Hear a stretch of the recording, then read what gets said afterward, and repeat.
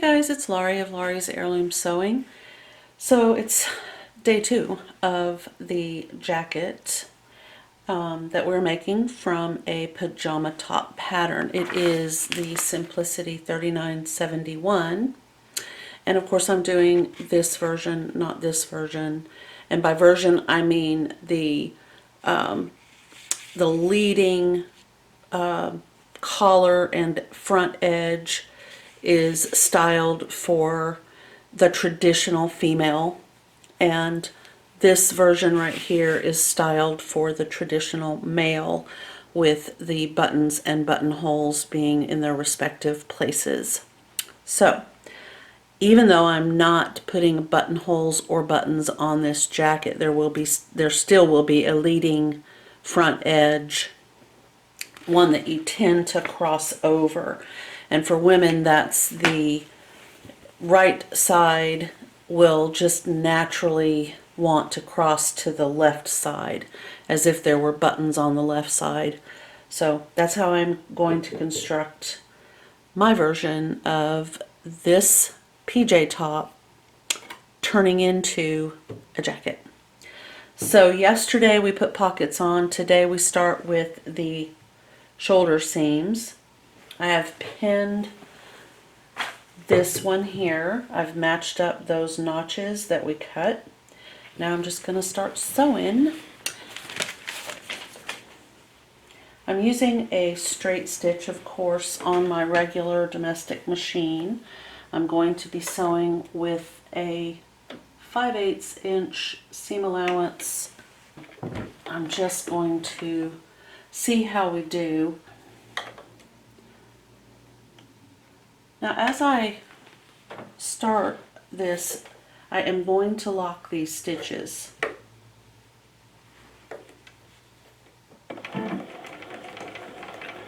And I'm stitching 5, and then I'm going to back up 5. And then I'm going to come forward and continue.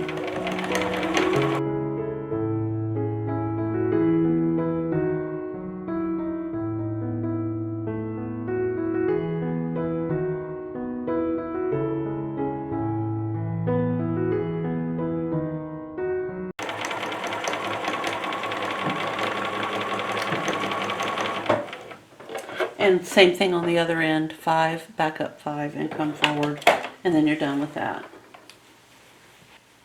Yep, that looks nice. I'm going to do both the right and the left. And remember, it's easy for me to tell which is the right side and which is the wrong side, because I have safety pins on the right sides. I wouldn't have had an issue with the front sides because I have pockets on, but this back piece would have been a little bit confusing without having had placed these pins. Okay, match up some notches.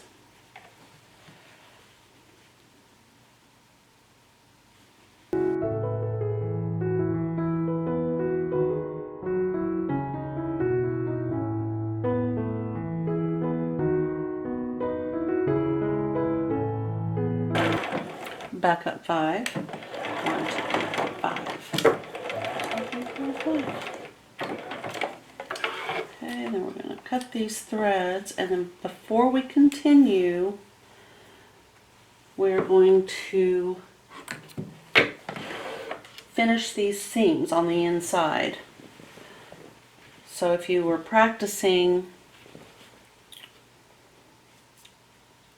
the stitches that we talked about the last time when we were putting on the pockets, then you're good to go.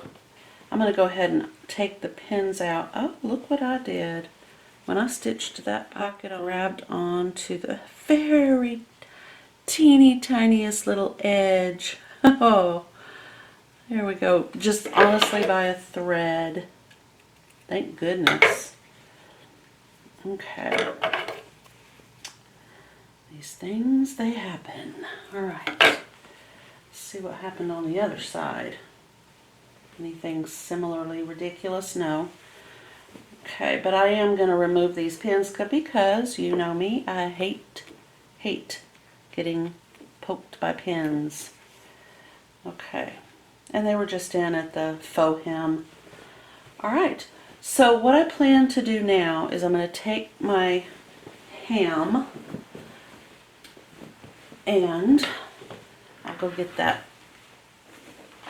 Okay, so here's a ham. You may have seen them if you're not familiar with them. They are almost an invaluable notion for your sewing room. And if you can find one, I suggest that you go ahead and get your hands on it. What I plan to do here is I'm going to take the jacket over to the ironing board, and using the ham I am going to press the seams.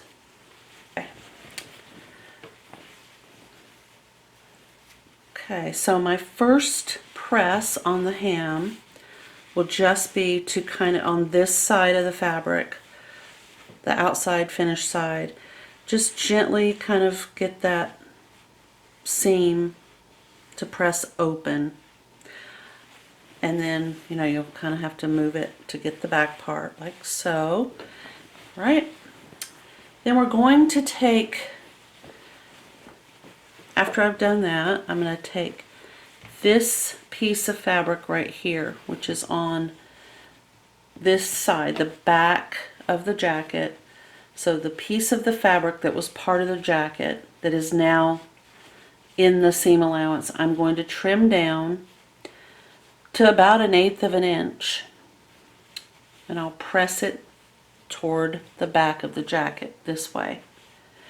Then I'm going to take this, which I'm not going to cut, this is on the front side, and I'm going to fold it, and then I'll fold it again, and when I do, it's going to fold right over the top of this cut, this then cut piece of the seam allowance. I'm probably going to end up using black thread on mine. I think it will be alright. Okay, so both shoulder seams have been pressed. The seam was pressed toward the back piece of the jacket, not the fronts. Alright, so next, okay, so these two pieces of fabric have been pressed toward the back. This is the back of the jacket right here. This is the front piece right here. So I am going to open this up and take my scissors, and my hopes and my dreams are that I will cut this piece right here down to about 1/8 of an inch.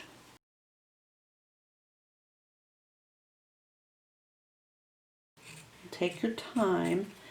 You can do this with regular dressmaker scissors by cutting flat this way, not this way. So there's the piece that I've removed. Okay. Now I will take this piece that's left of the seam, and I'm going to turn it under, and then I'm going to turn it under again, but I'm going to capture that little leftover piece of seam allowance so that it is enclosed in the seam like so.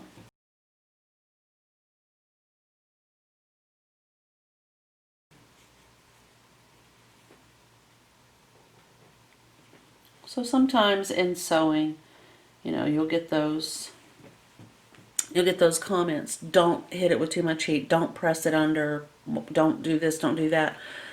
But the alternative is that because you're handling it so much, especially if it's a technique you're not that familiar with, it can become, as I used to say in my sewing classes, it can get a little grubby if you're messing with it too much.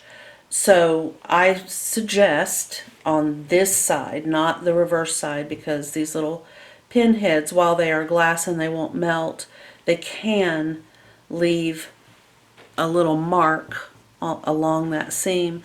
So you just kind of want to hover your iron over the top. Now if you've got a fabric like, I don't know, something that's really difficult to press and something that you just can't get it to hold if you don't, hit it with some steam, use either one of your pieces of cabbage like this and put that down on top. The best thing about using that is it's the same kind of fabric, and you'll be able to see how your cabbage responds to the heat, and it'll give you a good idea of how the rest of your finished garment or whatever it is you're making, you'll be able to see how it's going to respond to steam or heat or dry heat or whatever. But it's also a press cloth, and it will absorb some of the tendency for these pins to leave a mark. So I'm going to go give this one a press. Another great use for your ham is while you're stitching, it can be a great assist. It's up here, it's being held. It's not likely going to move because this is that rough wool, and even the most slippery of fabrics will tend to at least act like they might maybe, sit there pretty, like they're supposed to. Okay, I'm going to remove my needle from the old practice piece.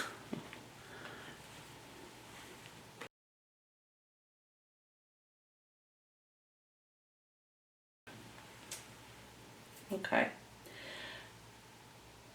Now there's a couple of schools of thought on this. Some say use a double, and some say use a single. Now I will use a combination of both. So I'm going to go ahead and double the thread because this is a shoulder seam. And often when we're putting on a jacket, we have it over on one arm. Oh, my bread's ready. I hear the oven. Hold on. I'll be right back.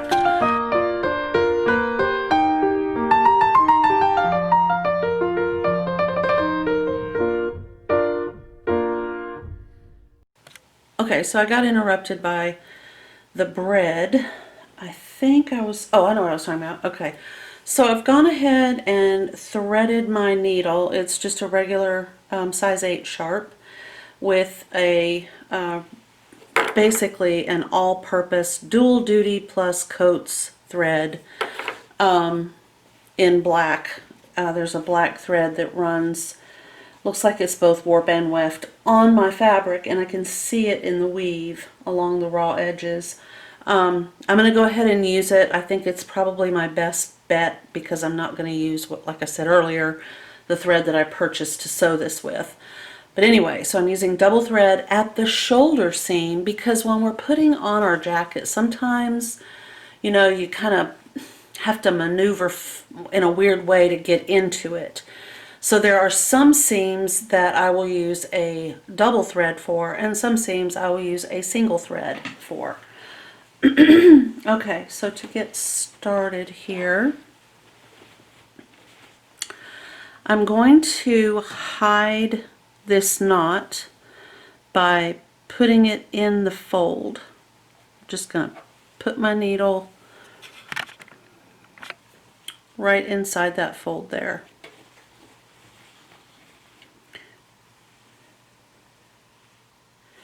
And now it's basically hidden. Okay, I'm going to take a stitch. I'm using one thread on the fabric side, and then I can take as much of a bite out of this folded over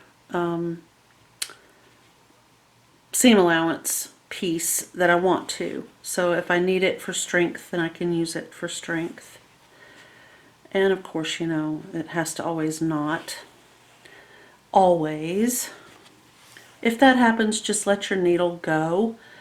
You know, let it hang, and sometimes it'll pull some of the twist out. Okay, now I'm going to go right underneath where the thread exited. I'm going to put the needle into the fold like so and pull it out. And I'm going to take another single bite. And when I say bite, I mean like one thread, maybe two at the most, and then come back up through the folded piece. And then I'm going to insert the needle into the fold. And I'm not really measuring how far each of these little sections that I'm inserting and coming out, I don't know how far that is. I mean, it's honestly, it doesn't have to be perfect, because it doesn't have to be perfect. It's not something that's going to affect the construction of the garment. The only thing I can suggest is that they're not just wildly different or really far apart. I would say no more, you know, than, I'll just give you a kind of general suggestion. I think mine are probably, yeah, they're about a ½ inch. There's a ½ inch. I didn't start out on the end with a ½ inch, but you know, that's going to get stitched with the collar, so I'm not too concerned about that either. I'm sorry. Okay, so I wish there was a way for me to make this a little bit more clear. Maybe if I turn it like that. So anyway, I had to catch a phone call. I often incorporate the use of my left hand to help me pull threads. I've noticed that other people don't do that. I don't know if it's because I am ambidextrous that I do it, or just what the situation there is. But as you can see, I'm going to use my left hand, and it helps keep this thread from becoming tangled. Now I'm going to go back through. I know it's hard to see. I'm trying to do this where you guys can see what I'm doing. Okay, and if it comes out like this, just use use the sewing needle that you're working with, or take a pin or a stiletto and just, you know, push it. I came out a little bit too far under. And if that happens, then just take a stitch on the fold. You know, just make it work. And again, I'm trying to keep my hand away so that you can see what I'm doing. And about a ½ inch. Again, I'm not. Okay. Now I'm going to back you up and see if that doesn't help just a wee bit.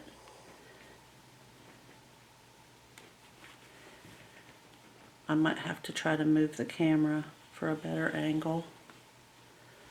Okay, and now let's just double check and see. Oh, and by the way, go ahead and take your pins out as you go. You don't want them resting. I mean, as you can see, I've got some little spots where the pins were, you know, resting their little heads on my fabric.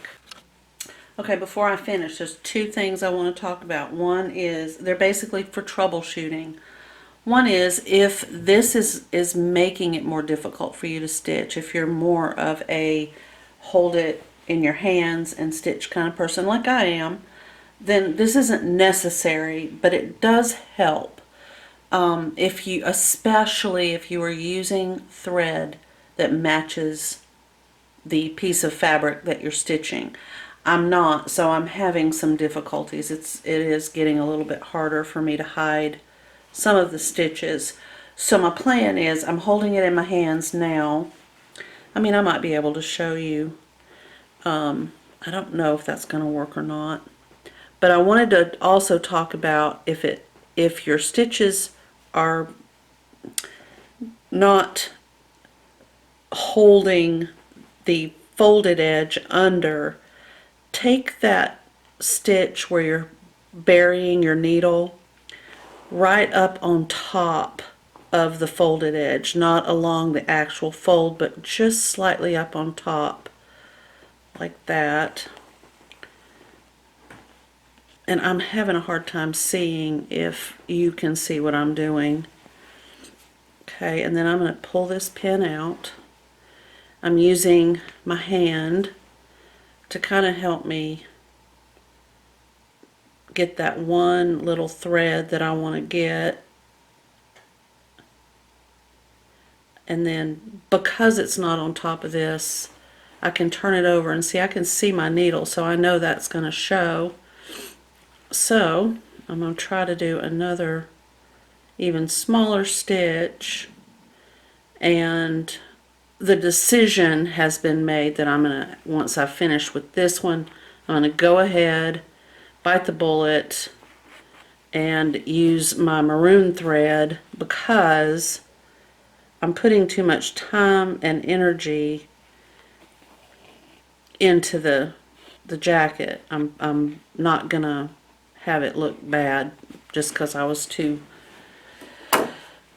whatever the word is, too conservative, I guess. I mean, I was thinking it was a waste of thread, but clearly I'm going to need to do that. I'm not stopping. I've already used up this thread. I'm going to continue to use it. But on the second shoulder and moving forward, I will be using the maroon thread that I purchased to stitch this with. So, and then you'll be able to tell that that's clearly the way to go. You can't see the stitches on the other side.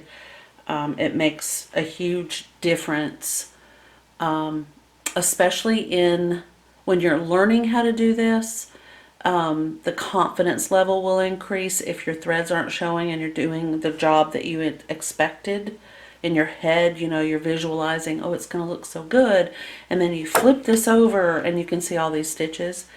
I don't want that to happen, so go ahead and try to use, you know, the proper color thread. So those are my two troubleshooting things, and as I go, I'll add some more. Okay, and then the final stitch that you take at the very end, so you've gone all the way here, is just going to be a loop knot, because this is going to be captured in that sleeve seam. That's number one. Shoulder seam is done, and I am going to switch out the thread, as I said I was, to do the second one. Maybe it's not that noticeable, maybe it's just me, but I am going to go ahead and just switch it over to the maroon. Yeah, I don't really see black. I don't know what I was thinking, but still, I said I was, I'm gonna. So tip 3, 4, math. When I need to use thread to do hand sewing on something I'm sewing on my sewing machine, I don't pull the thread from the needle, I pull it from the bobbin area, like this, right out of the bobbin area. I don't want to bend or break the needle.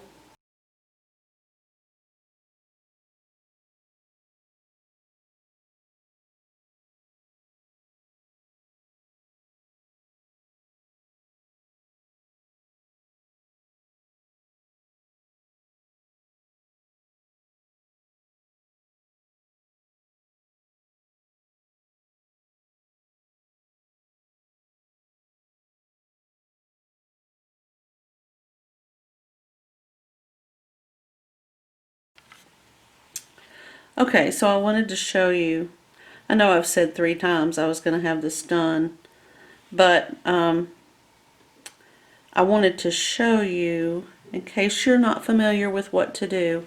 I don't have enough thread to finish this. So what you do is you just finish, you take another stitch is what you do, because I don't want to waste any thread. Okay, so you've done the final. Now you're just going to go ahead and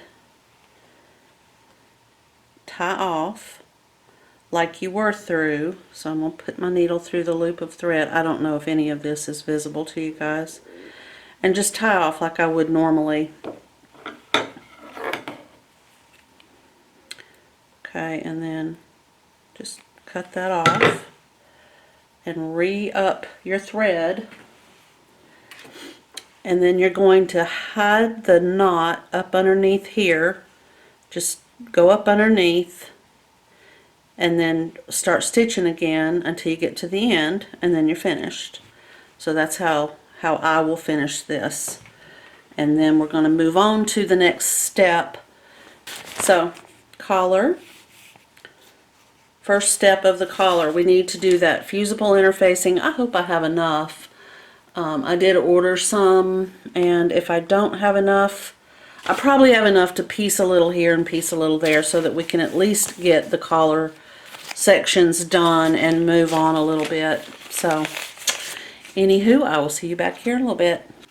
Okay, so my other tip is you finished and you still have thread on the needle that you're stitching with, and your pin cushion looks like mine, where it's just this complete mishmash of different and varying pins, and you don't want to spend 15 minutes trying to find it when you're looking for it next time.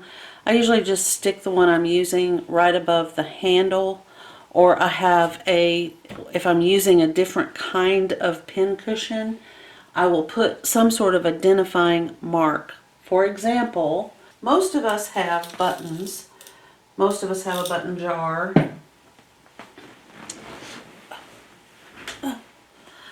I generally do not have buttons on my pin cushion like this, but if I have like a big pin, even would be this right here would be a marker for me. But if I don't have a big pin and all my pins are the same, I'll just take a button like that, and then I can put the needle that I'm using inside that button, and I'm not going to lose where I put it. I'll know exactly where it is. I'm not going to go, oh, where did I put it again? Which I have done over and over repeatedly. Most of the time I remember. Most of the time. But there have been a few times when I've forgotten, and I spend too much time searching around trying to find what I was using. So that's my tip for that. Now I'm going to go press this seam that I just did with the maroon thread, get it sorted out, and then when I come back we're going to work on the collar. Okay, so I found some gridded quilting fusible interfacing. It literally is, I hate saying that, but I've gotten in the habit, thanks Rob Lowe. It is the same type of interfacing used in apparel construction.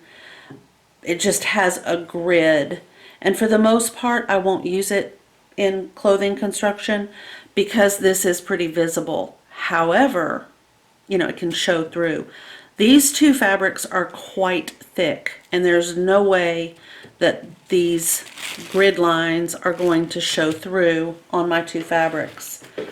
So, paper scissors, or everything else scissors.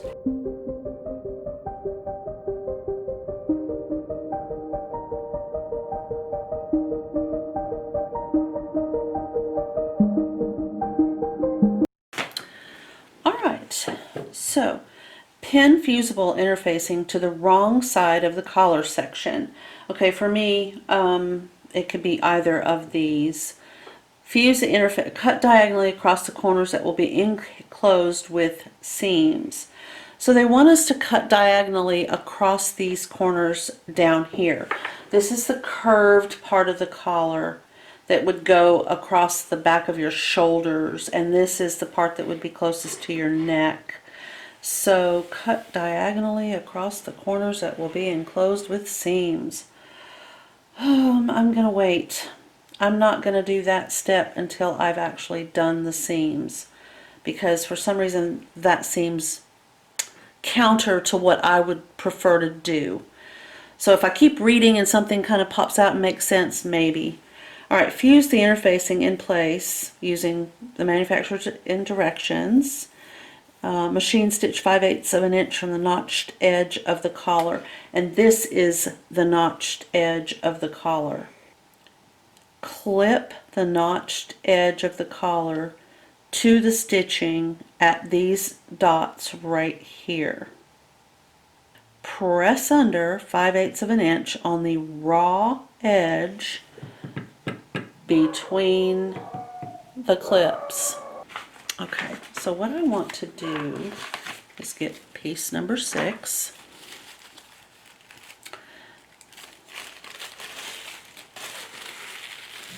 Now I can tell that somewhere along the way I have cut notches, but for some, oh, there they are. So let me explain. I'm going to break this down just a little bit. The notched edge, the notches don't really have anything to do with the construction other than as a guidepost. Okay, so the dots are really more in line with telling us where we need to be in the construction part. This is just to keep us from confusing this side of this collar from this side, and the same thing would be true of this second piece. So we would have these notches as a guidepost and then our marked dots here and here, which I can still see from the yellow chalk that we used just the other day. All right, so after we've done all of that, we're supposed to then, with the right sides together, stitch the facing to the collar, leaving the notched edge open, and then trim the seam and those corners. I bet you at this point we will turn the collar out. Okay, alrighty, so first things first, I need to fuse the interfacing to the collar. So I'm going to go do that. I'll be right back. So now I'm just going to take this collar to the machine and right along all the way, actually, not just between those dots, but we're going to go 5/8 of an inch.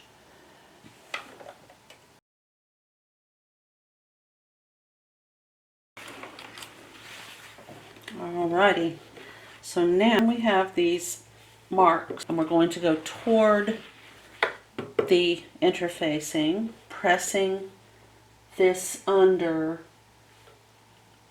5/8 of an inch, which would be to that line of stitching. Okay.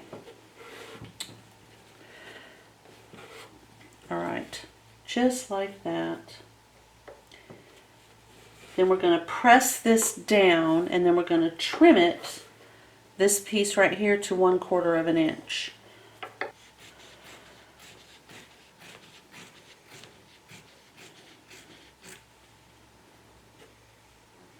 Okay.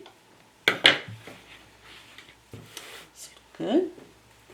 And then with the right sides together, stitch the facing to the collar, leaving the notched edges open, and then trim the seam and the corners.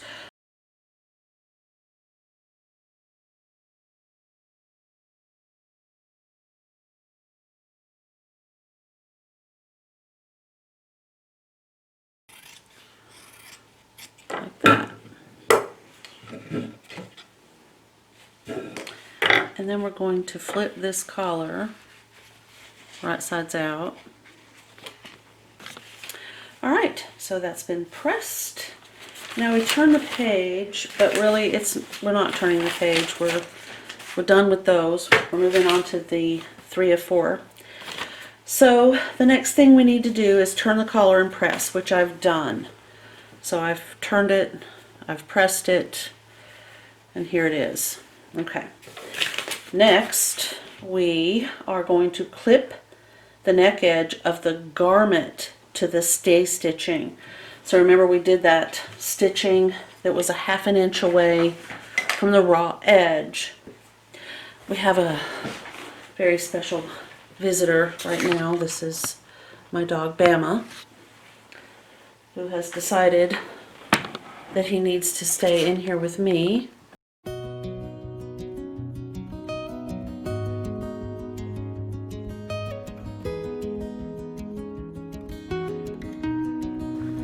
How you doing, bud? You want to say high five? No? Shake hands? No? Yes? Shake hands? Oh, thank you. Thank you very much. Are you bored? Are you bored? Where's your snake? Where's your ball? Where are your toys? Did you leave them outside? Do you need to go check? Do you think you should go outside and check and see? Do you go outside? Where is your ball? Where is your snake? Do you think they might be out there? Or do you want to just lay down? I don't know. I hope you can see this, but this is his typical stance. This little guy was found at 6 weeks old in the deep dark woods of Alabama. I live in Washington State. I was with my sister visiting, and one of their friends brought this little guy to the house, and of course I fell in love, and then he made the trip all the way back, 2,000 miles to Washington State, but that's where he gets his name. His formal name is Alabama Woods, but I call him Bama or Bam Bam. Right, buddy. I mean, he was as big as a minute. Literally, he was so tiny. Oh, it's just a little bitty thing. Nobody knows how he got there. No sign of mama. No sign of siblings. Just this little guy. Aw. All by his little self. Where's your snake? Is it outside? Wanna go get it? Go outside and get it. High five? High five. High five. No. Bow. Okay, you can bow. Ow. Oh, okay. You go get it. Okay. So here's the thing. At this particular point, now I can take the safety pins out. I know what the right side is.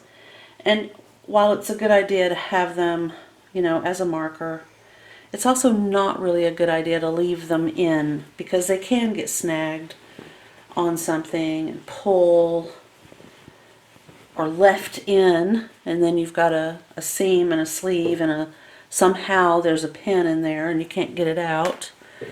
So I have one more I need to remove right there. Okay, that one goes there. This room needs to be vacuumed so badly, it's just ridiculous. But I know I'm not the only one. I was watching another one of my favorites the other day. She was doing a video and she was showing something and she had her camera pointed at the floor and she just was horrified. I guess when she was editing she saw that and thought, nah, I'll just leave it in. Makes it more real. Okay. So now we are clip neck edge of garment to stay stitching.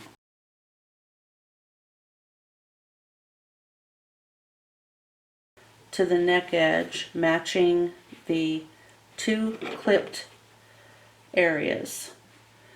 Okay, so we're going to fold this top part out of the way and clip, or pin, I mean.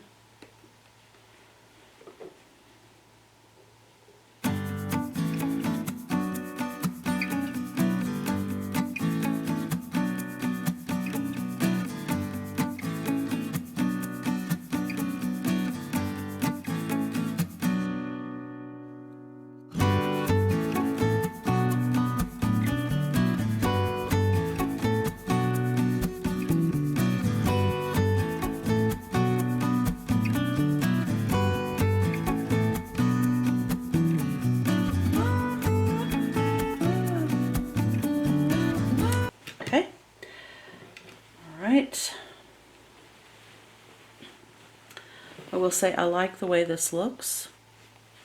That's working for me. I need to move this Coke can and pull these. Okay, and when you're basting, you really do want a nice long stitch. So configure your machine, and if you have to do a test, do a test. Just take a piece of cabbage, whatever you got, and run a couple stitches and see how long they are.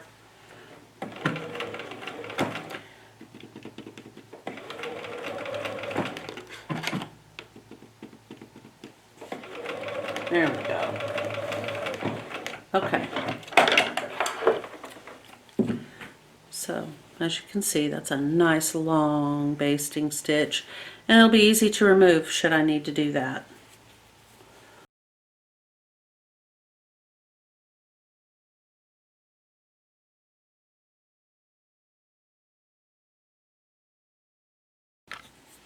Okay, I had a little play break with a Bambam, and I am back. I got to see some birds. I have 3 water features in the landscape and then 1 on the deck, and I had all these little birds. I think it's in response to the smoke. I think they're bathing themselves a lot more.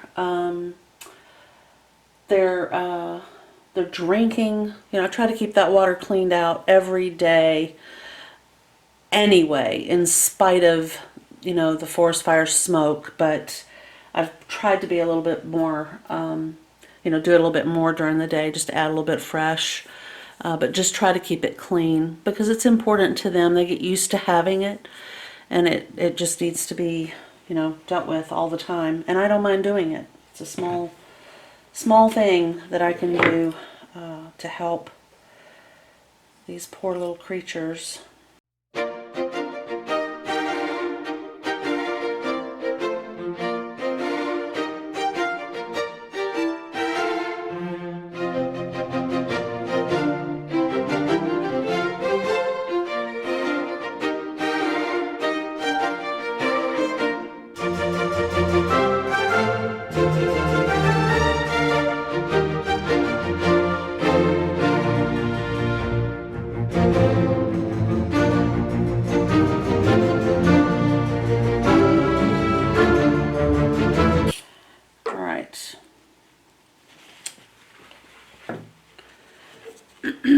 And the interfacing does help. It makes it more likely to, you know, lay flat like it's supposed to as you're folding it under.